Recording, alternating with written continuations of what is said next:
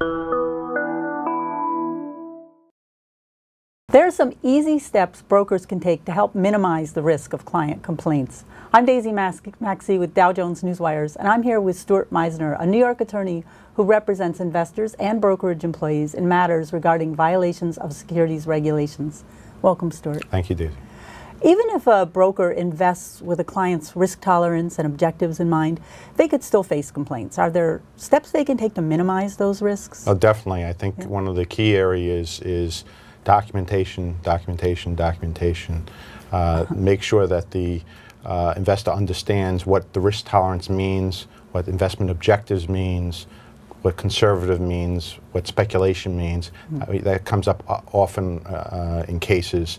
And the other thing is to document your communication with the client so that if trouble arises, you can show that you were responsive to the client's concerns and you explain things appropriately, as well as document what your communications are with your supervisors so that you can protect yourself. And brokers, when they're assuming an account from another broker, are there steps they can take then to protect themselves? Yeah, well, the first thing to do is to see what kind of accounts they're taking over, to see whether there is, for lack of a better term, a toxic book where the prior advisor concentrated their clients in one particular investment for some reason. One would have to ask why that is, and look underneath the sheets to see why there's a concentration in a particular mutual fund or particular type of investment or asset class, and be aware that later on down the road, if you don't pay attention to these things, you very well may be the subject of the complaint as well as the prior advisor. So it is important to review what you're taking on. Are there steps brokers can take when they're dealing, or should take when they're dealing with very complex investments? Most definitely.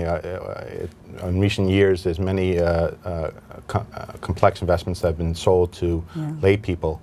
And one of the problems has been that the advisors haven't been fully familiar with the history of those investments and the downsides and upsides, the risks, and therefore they couldn't necessarily relate them to the clients, which is essential, such as the auction rate securities markets. If one looked at the history of those markets, there was a freeze-up in the past within the last 10 to 20 years, and people couldn't get out. So it did happen before, and one has to obviously relay those risks to the client so that the client knows that that is a possibility, and that's part of why you're getting a little bit higher interest rate if, using auction rate securities as an example. But in any sophisticated investment, make sure that you understand the product and the client is such that they are capable to understand the product themselves. If they're not, then you shouldn't be recommending it to the client.